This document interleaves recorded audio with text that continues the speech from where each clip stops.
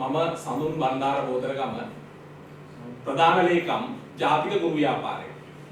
අද මම සමග මෙම මාධ්‍ය හමුවට සහභාගී වෙනවා ජාතික ගුරු ව්‍යාපාරයේ උපසභාපති සුරංග සිරිවර්ධන සහෝදරයා.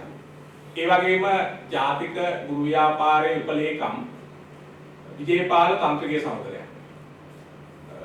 අද දවසේ මේ විශේෂිත මාධ්‍ය සාකච්ඡාවක් හැඳවීමේ මූලික අරමුණ වෙන්නේම අපි දන්නවා 2026 නව පාසල් වාරය නැත්නම් නව පාසල් වර්ෂය ආරම්භ වීමට තව ඉතිරි වෙලා තියෙන්නේ මාස දෙකකට ආසන්න කාල සීමාවක්. එතකොට අපිට මේ වෙනකොට දැනුවත් තොරතුරු තමයි එහෙම නැත්නම් ගුරුවරු පුහුණු වීම කරමින් ඉන්නවා මේ වර්තමාන රජයේ විසින් ඊනියා නව අධ්‍යාපන ප්‍රතිසංස්කරණයක් මේ රට හඳුන්වලා දෙන්නේ. එතකොට අපිට තියෙන ප්‍රශ්නේ තමයි මේ නව අධ්‍යාපන සංස්කරණයක් මේ රටට අවශ්‍යයි. ඒක අපි ජාතික ගුරු ව්‍යාපාරයේ විදිහට පිළිගන්න කාරණයක්. මේ පවතින අධ්‍යාපන ක්‍රමය ඇත්තටම පාසල් දරුවා තෘප්තිමත් නොවන, ඔහුව පීඩාවට ලක් කරන, ඒ වගේම පාසල් ගුරුවරයා තෘප්තිමත් නොවන, ඒ වගේම දෙමව්පියෝ තෘප්තිමත් නැති, ඒ විතරක් නෙවෙයි රැකියාව වලද තෘප්තිමත් නැති අධ්‍යාපන ක්‍රමයක්. ඒ නිසාම අපේ රටට නව අධ්‍යාපන ප්‍රතිසංස්කරණයක් අවශ්‍යයි කියන කාරණේ ඉතා පැහැදිලි. ඒක මේ රටේ බහුතරයක් අනුමත කරන කාරණයක්. හැබැයි අපිට තියෙන ප්‍රශ්නය අධ්‍යාපන ප්‍රතිසංස්කරණයක් කියන එක මේ ඕනවට එපාවට කළ හැකි කාරණයක් නොවේ. මේක අතිශය බැලෑරුම් කාරණයක්. විශේෂයෙන්ම සමාජයක එහෙම නැත්නම් ජාතියක ජීවිත සමග ඉදිරි අනාගතය තීරණය කිරීම සමග බැඳුණු කාරණයක්. එතකොට අපි දකින්නේ නැහැ මේ ගේන්න යන නව අධ්‍යාපන ප්‍රතිසංස්කරණ ඒ ආකාරයට බැලෑරුම් සාකච්ඡාවකින් පසුව මේ රජය ඉදිරිපත් කරන්න යනවා කියන කාරණය. එතකොට කිසිවෙක් තවම අඩුම ගානේ අධ්‍යාපන ඇමතිතුමිය එහෙම නැත්නම් අධ්‍යාපන ලේකම් මේ අධ්‍යාපන බලධාරීන් පවා මේ ගැන නිවැරදි අවබෝධයක නැතුව කටයුතු කරන ආකාරයක් තමයි ජාතික ගුරු ව්‍යාපාරයේදී අපි නිරීක්ෂණය කරන්නේ. විශේෂයෙන්ම අපි අහනවා මේකේ කර්තෘ විදියට අද කටයුතු කරමින් ඉන්නේ අපි දකින විදියට අධ්‍යාපන ඇමතිතුමිය.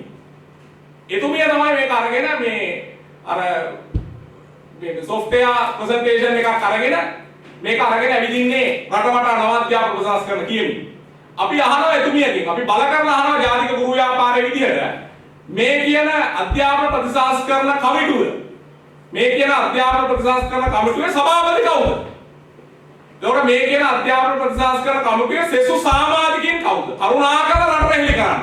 මේක ඔය හිතන තරම් පහසු කාරණයක් නොවන නිසාම අපි කියන්නේ මේවා රටට හෙළි කරන්න. අද දක්වාම ඔබතුමිය හෝ අධ්‍යාපන බලධාරීන් කිසිවෙක් මේ දක්වා මේ කාරණා රට හෙළි කරලා නැහැ. නිසා කරුණාකර මේ කාරණා රට හෙළි කළ යුතුයි. මොකද ඒ තරම්ම බැලෑරුම් කාරණයක් නිසාම මේක. ඒ විතරක් නෙවෙයි. එතකොට මේකේ මේ අනු කමිටුවල සමාජිකව කවුද? කවුද මේ විෂයමාලා සකස් කරන්නේ? කවුද එතන ඉන්න ප්‍රාමාණික විද්වතුන්? මේ කිසිවෙක් ගැන කිසිවක් අද දක්වා තොරතුරු රට හෙළි කරලා නැහැ. දන්න කෙනෙකුත් නැහැ. අහගෙන ගියාම අවසානයේ අධ්‍යාපන ඇමතුමියම කීප වතාවක් ප්‍රකාශ කරලා තියෙනවා. අපි දන්නේ නැහැ මේ ගැන. මේක මේ අපි විසින්ම ආරම්භ කරපු ක්‍රියාවලියක් නෙවෙයි. පසුගිය රජයන් විසින් ආරම්භ කරපු ක්‍රියාවලියක් අපි තවදුරටත් ඉදිරියට ක්‍රියාත්මක කරගෙන යාම පමණයි අපි කරන්න කියලා. ඒ වගේ අඳුරේ අතපත ගෑමක් තමයි මේගොල්ලෝ මේ කරන්නේ. ඒක නිසා අපි වගකීමෙන් කියනවා මේ කමිටුවල සමාජික කවුද කියලා රට හෙළි කළ යුතුමයි. ඒ විතරක් නෙවෙයි. දැන් මේ නව අධ්‍යාපන ප්‍රතිසංස්කරණ ඇතුලේ දැන් යෝජනා වෙනවා පාසල් කාලය වැඩි කරන්න. 7යි ආරම්භ කරලා හවස 2 දක්වා පාසල පවත්වාගෙන යන්න. ඒතකොට අපි අහනවා කවුද මේ තීරණ ගත්තේ? එතකොට අධ්‍යාපන මනෝවිද්‍යාඥයෝ මේකට සම්බන්ධ වුණා. එහෙම නැත්නම් අධ්‍යාපන මේ ගුරු අධ්‍යාපනඥ සේවයයි මේකට සම්බන්ධ වුණා. එහෙම නැත්නම් විදුහල්පතිවරු ගුරුවරුන්ගේ මේ පිළිබඳ විමසුවා. මේ කිසිවෙක් ගැන සම්බන්ධ කර නොගෙන ඊටාම හිතුවක්කාරී විදියට ඊටාම අත්නෝමතික විදියට ගත්තව මේ තීරණ අපි දැඩි ලෙස විවේචනය කරනවා වගේම අපි කියනවා මේ පිළිබඳව ඔබ ඊට වඩා විද්‍යාත්මක ප්‍රතිකඩකින් මේ කාරණා ඉටු කරනවා නම් සිදු කරනවා නම් ඒ කාරණා වහාම රට හෙළි කරන්න කියන කාරණා. ඒ විතරක් නෙවෙයි අපි දන්නවා දැන් මේ නව අධ්‍යාපන ප්‍රතිසංස්කරණ ඇතුලේ කියවෙන කාරණයක් තමයි මෙතනින් එහාට වාර විභාග පවත්වන්නේ නැහැ. එහෙම නැත්නම් ජාතික විභාගයේ විතර සාමාන්‍ය පෙළ විභාගයේ විතරයි පවත්වන්නේ විෂය 7කට සීමා වෙච්ච. හැබැයි අපි අහනවා ඒ තීරණය ගත්තේ කාගෙන් අහලා? අපි පිළිගන්නවා මේ විභාග කේන්ද්‍රීය අධ්‍යාපන ක්‍රමයේ ගැටලුවක් තියෙනවා කියන කාරණේ. හැබැයි මේ විභාග කේන්ද්‍රීය අධ්‍යාපනයේ ගැටලුව ලියන්න ගිහිල්ලා ඊට වඩා ගැටලු විශාල ප්‍රමාණයක් මේ කියන නව අධ්‍යාපන සංස්කරණ ඇතුලේ ඇති කරලා තියෙනවා කියන කාරණේ මේ වෙනකොට තහවුරු වෙමින් තියෙනවා. ඒ නිසා අපි ප්‍රශ්න කරනවා කාගේ විමසීමකින්ද මේවා කරේ? වහාම අධ්‍යාපනතුමිය මේ පිළිබඳව රට හෙළි කර යුතුයි. දැන් අපි කියනවා අනෙක් මේ සම්බන්ධ උනන්දුවක් දක්වන ගුරු සංගම් වල.